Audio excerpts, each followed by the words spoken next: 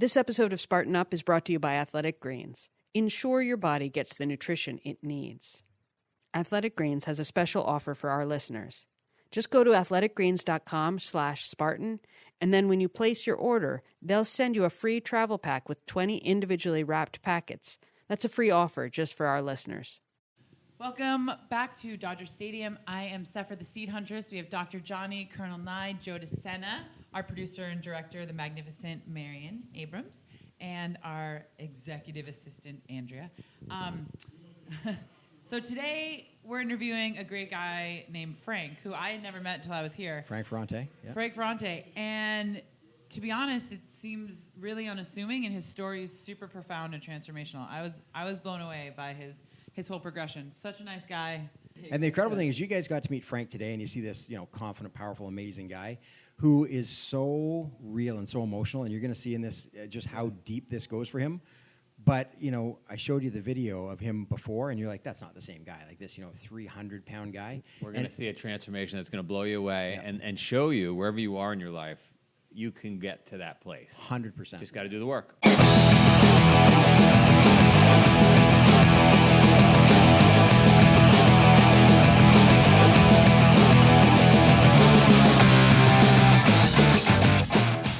Welcome to Spartan Up Podcast. Here we are at the stadium of the Brooklyn Dodgers. It's actually the Los Angeles Dodgers. The reason I say the Brooklyn Dodgers, I got Frank Ferrante, grew up in Brooklyn. Now we're out in LA. You've got an unbelievable path that brought you here. I stumbled onto it 5-6 years ago, and have got to know you real well. And that's why I wanted you in the podcast, because you have such a story. And our podcast is all about grit, resilience, succeeding in the face of opportunities to not succeed, and trying to help people. We've got hundreds of thousands of people out there. We're trying to help them figure out how they can push through. So you've got a story. I want to hear the start of it, and tell me where you came from. Well, first of all, let me express my annoyance and resentment that the Dodgers left Brooklyn. We'll start there, and that I'm here. It feels almost like I'm cheating. Yeah. Well, I think that I think that the first thing to do is to define your terms, right? What is actually success? Yep. And so people, of course, have their own. It's a very subjective thing. Sure. Yeah. Ultimately, I believe that for me, success is a loving heart and peace of mind. Yeah. And I want to hear how you got to that, because my experience of you is that that's who you are. It's very much who you are, but it's not who you were. No. So I want to start with who you were. Like start from back. Well, who I was, as quickly as I can, is I grew up in. I'm son of a proud son of immigrants. Mm-hmm. My parents came from Sicily after the war, World War II. We've had a few since then, but specifically in 1947. And my early life can be characterized, if you wanted to use films to characterize my life, it would be Blackboard Jungle, On the Waterfront, Goodfellas, and The Godfather. Yeah, sure. And I don't know how many people in your audience will know the first two. They're really old films, but they're very gritty. It was a very Italian neighborhood. Yeah. And it was very violent also. There's a lot of violence and a lot of passion. Very often passion and violence are together. I also went to a Catholic school named St. Leonard's that should have been called Our Lady of Perpetual Pain and Sorrow. Because they were very brutal and harsh. So it was a very, very harsh neighborhood. And at the same time, there was passion and there was love, but a tremendous amount of violence. I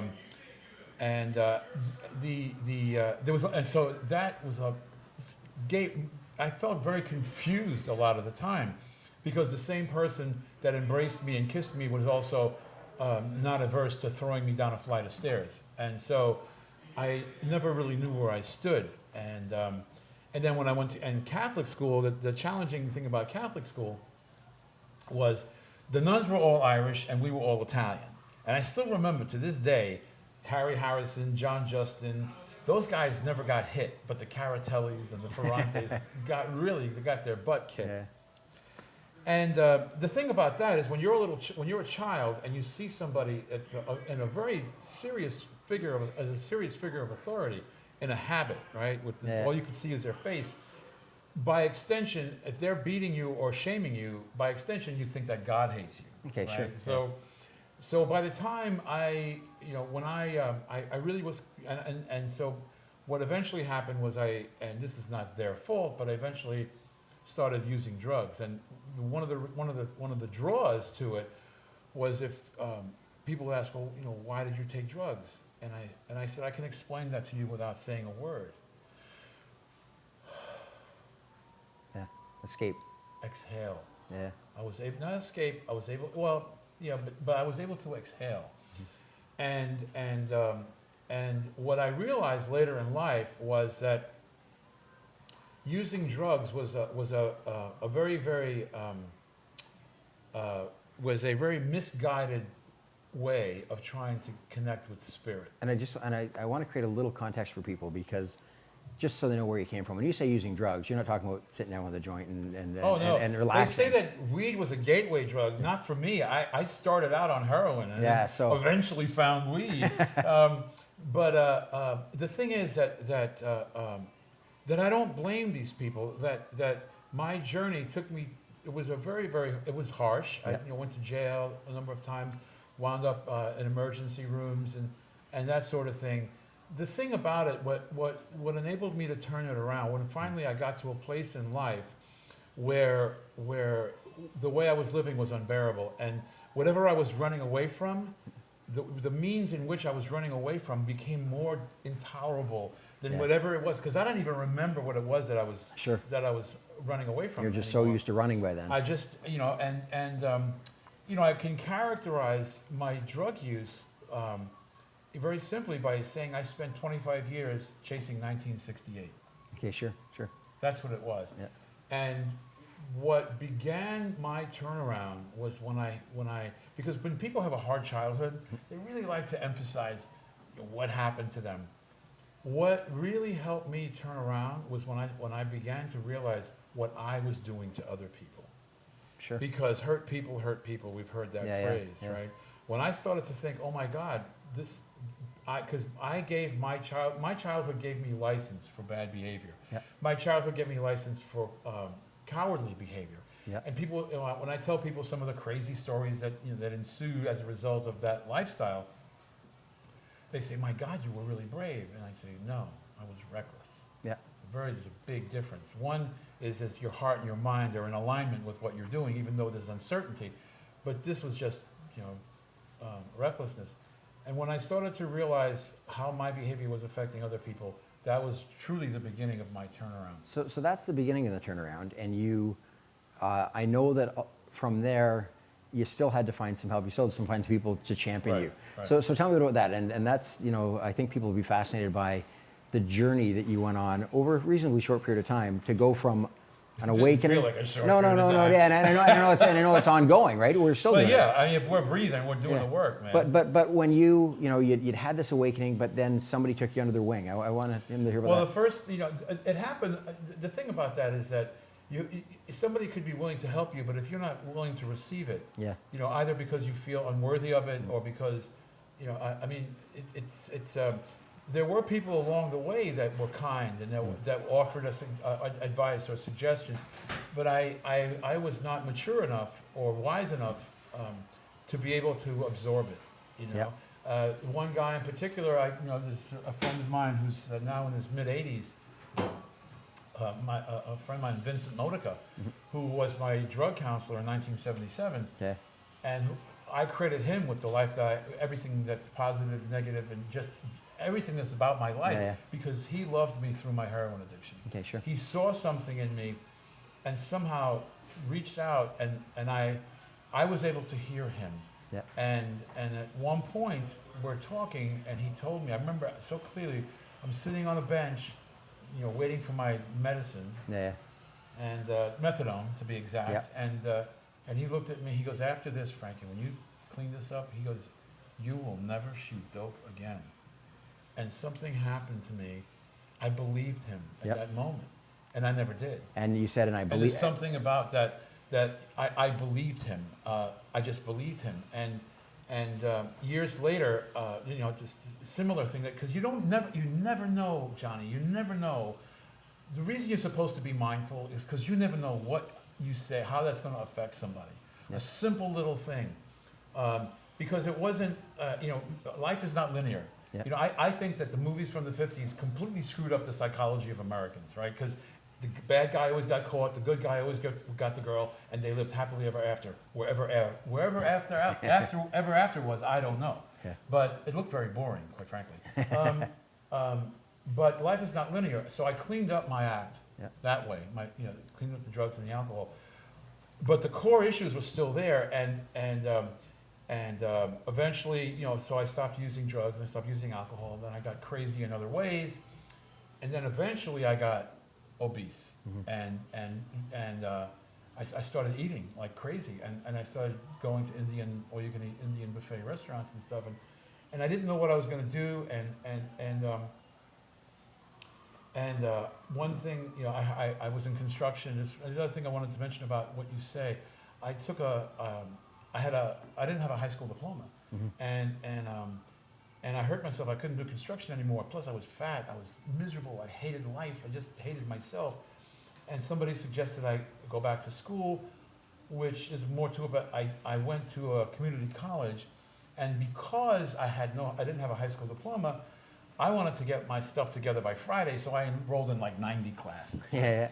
And I had a counselor who said, "Well, Mr. Ferrante, why don't you, instead of doing that, why don't you pick one class that you like and experience being in this environment and experiencing success in this environment?" And I thought, my God, does everybody think like that here? Because that's pretty swift. Yeah. I took a class in geographic anthropology, loved it. It was the guy you hated sat in the front, raised my hand, went to Kinko's, laminated all my homework. And at the end of the class, I still didn't know what I was going to do. And I went to the professor, and I thanked him for this wonderful experience. And I shook his hand, and he looked at me, and he goes, "What are you going to do now?" And I said, "Well, to tell you the truth, Professor, I don't know." And he bore down on me. He said, "You belong here." And at that moment, time stopped. I believed him again. It just went right. It crossed all the negative stories I had about myself. You can't do this. You're no good. You're not good enough. Who do you think you are? For some reason, like a hot knife through butter, went right to my left ventricle. And the next thing I know, man, I'm in UCSB. I got admitted to UCSB. So, University of California, Santa Barbara. Yeah. I'm majoring in history and political science. I graduate from there. I go to And what age were you then? Because that's a neat 50. Yeah, exactly. So I want people to hear that. I was 52. I didn't have a high school diploma, man, and I was very busy. Yeah, sure. Yeah. You had shit to do. I had shit to do, man. I had stuff to do. And I had content to create. Yeah, sure. People talk to me now because my son once asked me, "Dad, how did you?" I was working with him through a personal issue that was challenging to him, and my son said to me, "Dad, how did you get so wise?" Can I curse? You can curse. He said, Mary he can. said, okay. He said, "Dad says, how did you get so wise?" I said, "Well, Nicky, I royally fucked up and survived." Yeah, sure. And life is not linear, man. Yeah. And it's really important for people to know that success is really something internal that you feel. It's not something that somebody gives you. Yeah. It's a feeling that comes from within.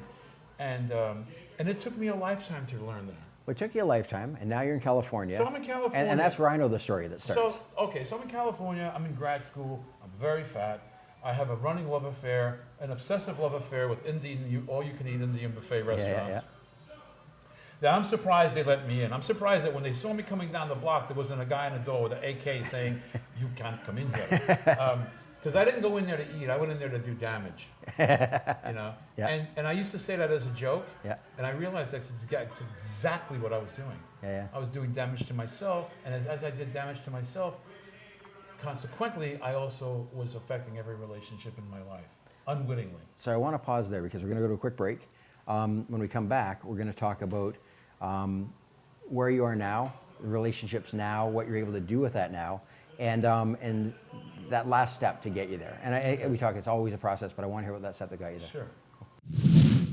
We're here with Courtney Sena, and we'll be right back to the Spartan Up podcast, but we're going to talk about our sponsor for today's show, Athletic Greens. And Courtney, you were talking about how you love the travel packs. I do. Actually, Joe came home with these about 6 months ago, and we like to give the kids green juice. And so I actually had heard of Athletic Greens on the Tim Ferriss podcast. Yes. And so I said, oh, I know these guys. And so I tried one, and they're delicious. They're really good. They're easy. You just open it up, throw it in your water bottle, and I actually try and drink this before I drink anything else in the day.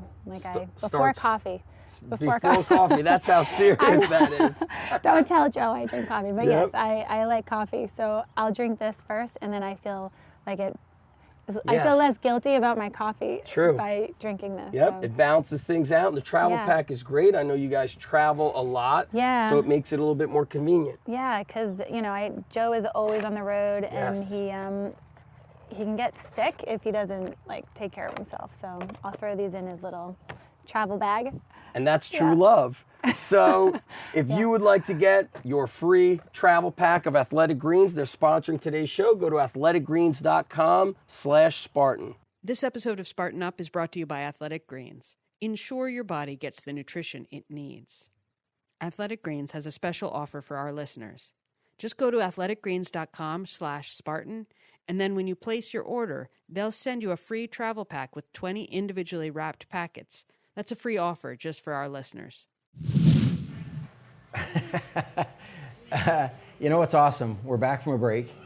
During the break, you and I talked just for a second in there, and like you said, this isn't surface stuff. This is deep stuff. You're still feeling it. Well, I was reliving that moment when that professor said you belong here. Yeah. Remembering how I didn't feel like I belonged anywhere. Yeah. Like I wasn't suicidal, but I didn't want to live anymore. Yeah. And this guy, he's people that would see beyond the story that I was repeating to myself all the time. Who do you think you are? Like you don't deserve this. And of course, I just felt utterly unlovable. Yeah. And and I think there's so many people that feel that way. So many people that feel like that the best is behind them, that they're just unlovable. Yeah. And they're sitting there and they're sitting there in their ivory tower, or maybe their one-room apartment. Either way, just the park bench or the Mahal. judge's bench. Yeah. Just people feeling like they don't belong, and it's really a spiritual disconnect. It's taken me a lifetime to connect to the divinity within myself. Yep. Right? Because I don't think prayer is petitioning. In my view, prayer is calling forth the divinity within. Yep. Right? It's not like, oh God, please send her to my house. Yeah. Just get me this house. If I get this house, I'll get the girl. Well, then that's the wrong girl, and it's the wrong question. Yeah. So So at the start, when I first met you, you'd made a film. The film May I Be Frank. yeah. And so tell us about that. Well, so many of the greatest things I've ever found in my life, I stumbled on when I was looking for something else. Yep. And I would love to sit here and tell you that I arranged it and I set an intention and I sat at the feet of Tony Robbins and discovered all this opportunity. No. I fell and I fell and I fell and I fell. And I got up and I got up. Mm-hmm. And sometimes people got hurt because on my way down, sometimes I would hurt people. And not intentionally, but it didn't matter. And so I'm like 300 pounds, and there's this sign. Most people, right? A sign is really something subtle. Like a book is sticking out of a shelf. They see something twice. Not me, because I'm so smart. I needed a flashing billboard, an actual sign. And it said Cafe Gratitude. And in the 12-step world, right, in the recovery world, gratitude is a central virtue, right? One of the sayings is a grateful heart will not drink, and things like that. But also gratitude is a deeper spiritual practice that goes, it goes back as far as we do. Well, I thought somebody clever from AA started a coffee shop named the Coffee Shop Cafe Gratitude. That's what I thought. So I thought, wow, I finished my 15 pounds of Indian food and stroll over to this cafe, have a cup of coffee, and I figured I was going to run into a room full of ex-junkies and alcoholics, engaging in hyperbolic conversations Yeah, about sure, their sure. lives, because, we tend to bullshit. And so it was a dark and dreary February night, Yeah. and there was mist on the ground, and the dreariness of the atmosphere, that San Francisco night in February, was a reflection of my internal landscape. Sure, It's yeah. how I felt all the time. Sympathetic gray. fallacy there, yeah. So I look inside, it looked pretty warm, and there was this girl that looked like Pocahontas in the window. It was not that many people. I opened the door, a little bell tingles, Yeah. and all of a sudden I'm met with a barrage of salutations. Hi, welcome, glad you're here. Now, I was really lonely. I was isolating. So that was like 18 years worth of greetings in like Yeah, 5 sure, seconds, sure. right? So I see Riley, one of the guys that worked there, one of the owner's son, and I walk up to him and shake his hand and said, "Hey, man, I had to have a cup of coffee in Cafe Gratitude. I figured somebody here is in recovery." And he looks at me and smiles and says, "We're all recovering from something, aren't we?" Yeah. I immediately knew he was not in recovery. I just figured he smoked a joint before going to work. And I'm looking around. There's no stove. There's no coffee machine. And I had this perplexed look on my face. And he goes, with a little bit of hesitance, said, "We're a raw food vegan restaurant." And my first thought was, raw food? How do you cook that? And I started hanging out because they were very friendly and very warm. And I felt a spark of something that was all but extinguished. It was idealism. Yeah. These people were idealistic. I forgot. I started remembering this vague sensation of when I had an idea and the how and the why didn't matter. The idea was so exhilarating that it sent me into a pursuit. And I had forgotten. Anyway, so I keep going, and I would order something to stay around, legitimize my being there. But after eating, I would promptly leave and go to the nearest chicken and rib place, because at 300 pounds, I needed more than leaves to walk around, or so I thought. Yeah, sure. And one day, they had this thing called the question of the day. Yeah. And it's supposed to inspire the people to have a more meaningful conversation. And one day, Ryan comes up to me and says, "Would you like to hear the question of the day?" And I was a wise ass. I said, "Isn't that it?" And he said, I said, "Well, okay, what is it?" And he goes, "What do you want to do before you die?" And I got kind of sad, and I thought, I'd like to fall in love one more time. But who's going to love me like this? Look at me. What do I have to offer? This apparently inspired him. A couple of days later, comes to my table. I'm afraid he's going to ask me another sad question. And he goes, "Hey, Frankie, you know that movie Super Size Me?" They call me Frankie. Yeah, sure. I said, "You know that movie Super Size Me?" I said, "Yeah, that's where a young guy eats himself sick." He goes, "Yeah." So we want to do something similar. We want to take a guy who's not well, which was a rather really generous description Sure, of my sure. condition at the time. Excuse me. And we want to take a guy who's not well and feed him this food for X amount of time, and go to holistic health practitioners and cleanses and colonics, and we want to film it, and we want you to be the guy. And I said, "Sure, whatever, why not?" Yeah. Now these guys were really young. The three of them could have shared a razor for 6 months and still would have been sharp. And nobody had a camera. Yeah. I had the most film experience because I had seen the most movies. Sure, sure. And I said, "Sure." I didn't think anything of it. And the next thing I know, they get a camera. A camera falls into their lap. A friend of theirs got a job in New York, and he needed what was the equivalent of the iPhone 10 camera, and he had the iPhone 4 camera, figuratively Yeah, sure, speaking. sure, yeah. Well, the iPhone 4 was better than nothing, Yeah. and also it was a pretty good camera. Yeah. And next thing I know, and they went to Home Depot for PVC pipe for a boom. Yeah. And next thing I know, they're following me around. Yeah. And they followed me around for like all this, 42 days or something. And next thing I know, the film went into. They thought they could edit. They'll get an app for that, and realizing that editing and soundtrack is a big deal. Yeah. So all the tapes remained in a closet for 2 years, and I forgot about the film. Mm-hmm. In the meantime, I started, I really, you don't lose 300 pounds in 42 days, and there were some other incidents that happened. You'll see it in the film. But 2 years later, I was like 170, 180 pounds Yeah. from 300. And it's not just the weight too. Like the weight's No. a big thing. But I saw the film, and at the start, there was the weight was also figurative weight and spiritual weight. Exactly. Like, and to see you at the end of it, and to see you now, the lightness isn't just physical. Like there's No. a whole shift in who you are. No, well, when people ask me, how did you lose the weight? I say, well, I didn't lose the weight. I let go of what didn't belong to me. Sure.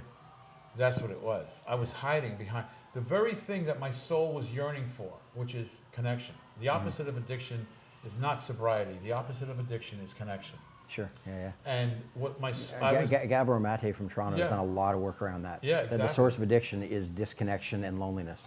and actually, that's another thing. A silent epidemic in our country is loneliness. Oh, sure. It's a serious, serious problem, but it's not addressed because it's not sexy and glamorous. And Yeah. what's required to change that is also it's not dramatic. It's subtle, Yeah. right? And so it doesn't look good on television. Sure.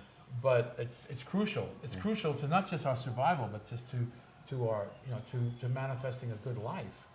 And when you were manifesting that life, so that was my introduction to you. I saw the documentary, and I stumbled on it because I was a big Jason Mraz fan. He did a song for the soundtrack. I was introduced to it through his Facebook, saw it, showed it to a group of people because it moved me so much, it moved them. Then I found out you were speaking at a conference, came to that conference, and so tell me what's opened up for you now, like what you're doing for that now. I know you repaired relationships. People are going to see the film, they're going to find out about that. But what are you doing now? So for people, with people, and what do you want to do next? Well, the thing that, and just let me begin that by saying that what still amazes me is everything that I was so profoundly ashamed of in my life. The drug addiction, the behaviors behind the drug addiction, the people I hurt, the consequences of all of that living have now become the very thing that it's my calling card. It's your currency. That is exactly what people want to talk to me about. And it never ceases to amaze me, because I'm not Jonas Salk. I didn't cure polio. I didn't come up with a cure for cancer. And yet, through these experiences, and that's the other thing, everything I talk about is nothing I talk about is existential. Everything I talk about is experiential. Everything that I discuss or mention or refer to has, there's evidence on my clothes and on my shoes. You're not asking people to go on blind faith and believe something out No, here. not at all. You can show them right here. No. And it's not linear. And that's the other thing that sometimes what disturbs me. I'll get into what I'm doing now. One of the things that I also talk about is that sometimes when I listen to speakers and people in the positive speaking world, that it seems like they never have a sad day in their life. Yeah, exactly. Because I got to tell you, there's a couple of times a month that I wake up thinking, oh man, I'm really glad they've legalized doctor-assisted suicide in California, because that's going to come in handy today. and it's about coming out of that, And that's so great because people watching this, we have all these successful people, these amazing people. These people are at the other end of that journey. And every now and then we get one who's open like you are and says, yeah, I'm successful, I'm awesome, I love my life most of the time. And there are days still that it's the human experience, right? Yeah. And without those lows, you don't have those highs, but you have to get through those lows. Exactly. I'm sorry, I could talk to you, and I will talk to you for days. You and I are friends now. I'm as close as your telephone, brother. But I just want you to give us one thing, talk to our viewers, and as succinctly as an Italian can, tell them where they start. You know the difference between a Frenchman and an Italian? I don't. A Frenchman never says goodbye before he leaves. Italian never leaves after he says goodbye. So just somebody's getting started. They don't know where to start. Right. What's the first thing they can do? The first thing is, of course, recognizing that you have recognizing you have a problem. Yeah, sure. So it's like and it doesn't have to. It could be drugs, could be alcohol, could be dealing with grief. Sure. Somebody passed away, somebody who's out of your life that you want in your life, and all those things. Just a human experience. The first thing is to be willing to recognize what it is, and the second thing is to be willing to do something about something different. You can't write your own treatment plan. Sure. Einstein said, the consciousness that created the problem isn't going to solve it. We all know this because it's on everybody's calendar. It's still right. It's like somebody posted on Facebook. No, but we all read it, but we don't all do it, right? So you're exactly. Right. It's taking that step. Because information is not transformation. Yeah. Information is not transformation. And you know, I was in therapy when I was a junkie, and what I became was a very insightful dope fiend.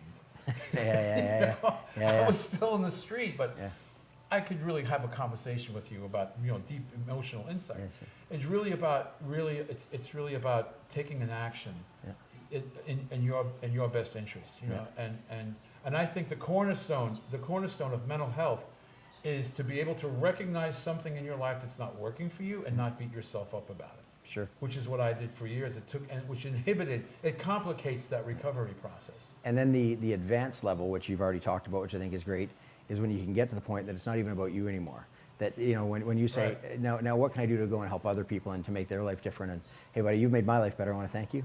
Oh, You're amazing. Oh, we're done? We're done. Because I just had something to comment. Oh, no, about. do. Well, you know, Keep going. Because I think this is really significant. That it's not about you, and that is true. Yeah. Where people get confused is they get into the self-help, self-care, and they're totally inextricably symbiotic if they're done in a healthy way. If I don't take care of this vessel, if I don't do what I need to do to be healthy, then I can't be of service to you.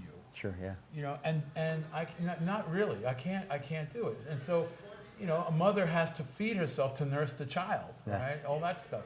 So anyway, No, it's great. It's the oxygen mask, right? Yeah, the oxygen mask thing. You know, put it on the child with the most potential first. I'm talking about you put it on yourself so you can put it on all the children after. Well, but but after that, Yeah. the kid with the most potential.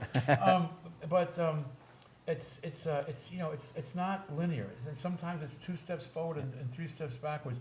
And you look at Muhammad Ali, one of the most inspiring guys to me in the world, is after he lost his fight, what did he do? When Jimmy Carter lost the presidency, these people made a gigantic difference in the world. They made a really significant change in the world after a tremendous, humiliating loss. Right? And really, the art to life is taking crap and turning it into something beautiful. Right? That's the art of life, and all of us have that, and all of us have that clay to mold. And you know, I'm not perfect at it. I have some terrible, sometimes I have bouts with terrible depression, you know, but they don't last long, but I do. And it's almost like you're not supposed to say that, but I do, man. And sometimes there are days that they're hard to get through, but I do go to the gym and I challenge it, and sometimes I just sit in it. You know? Yeah, sure. Love you, brother. Thanks, man. Let me be frank. May I be frank? May I be frank? Yeah. Yes, you may. Yeah. I tell you, I have met a lot of Franks in my life. Yeah. You know, I mean, I identified with him very quickly, who he used to be. Really great to see what he is now and what he has become, right? I was really fascinated by, he talked about going back to school at 50 or 50 plus. High school, he didn't say high school dropout, but he said, I didn't have a high school degree. And he wanted to transform himself. So while it's easy to see the physical, because he goes from 300 pounds down to something much less, obviously, you know, the spiritual, the educational stuff's harder to see. But to walk into a classroom and start taking on an education at 50 plus, very few people doing that. You got to really be brave to do that. And then to have that teacher honor him and have that moment, right, where he was like, "You belong here," Right. And just realizing, because sometimes we take it for granted that when you affirm people, when you see them in their power, that actually like that one sentence. And Joe, I think that you do that to a lot of people a lot of the time. So I'll just say that to you. But what? What? He affirms people. Well, Joe does. Let me be Joe. He's a transformational cheerleader. With Frank, when we came back from the break and he was like, you know, that's real. He was still crying, and it was because right before the break he said about the man who said, "Hey, I believe in you. You can do it." Right. And the fact that meant so much to him that here, you know, however many years later, it still brought that up in him, and there's so much power in that. You're absolutely right. There's so much power. Because he had those signposts, right? This person who did that to him before, them before, and it's kind of like these great markers in like the confluence of your river. That's like, oh, you're flowing, boom. It's that pivot, right? And it's like, here's your signpost. Okay, now I know where my life is, and that's really powerful, especially when you're around people who are going through struggles. It's like. And what you don't realize is the amount of work behind it. And so many people will stop. And, you know, It's the always movie, the work. Exactly. And I've gotten to know Frank pretty well, and we've talked a lot. But in the movie, it shows where it's not easy. Like, partway through, he's like, screw it. I'm out. I'm done. Get out of my life, guys. You drive me crazy. I'm fine the way I am. But then he says, no, I'm not going to do that. It's just like in a race when you go, I can't go another step. Forget it. I'm sitting down. Right. And then it's the ones who stand back up, It's right? any part of your life that's hard. And by the way, to achieve anything great requires work. Yeah. So you're going to question yourself. You're going to hit those low points. And Before, are you getting ready to punch out? No. I was gonna say, before we do, I just, the thing, Hit the low well, no, I thought he was. So I just wanted the addiction, when he talked about the addiction, that really resonated with me.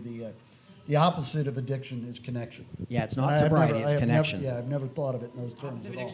And then he carried on, Because he sorry. talked about Yeah, addiction the and loneliness. loneliness. Exactly, the Yeah. epidemic of loneliness. And here's what I can say: if loneliness is something that you suffer from, the Spartan community is here for you. And no, but really, like just if find you just community. sign up, like wherever you live, there's a race near you, and like if loneliness is something you're dealing with, we're all here and having a great time. So like, just join us. 5 million friends await 5 you. million friends await you. I want to mention something about Frank 95 too. million more in the wings. That's Yeah. right. So Blessings. many of our great guests, they talk about how it's not about them anymore. You know, they've done their work and they still have work to do. We all have work to do, but they found a way to now shift to where it's about other people.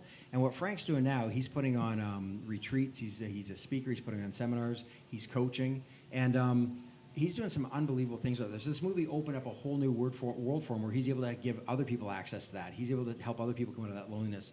So you know what? Google Frank Ferrante, Ferrante. Super good guy.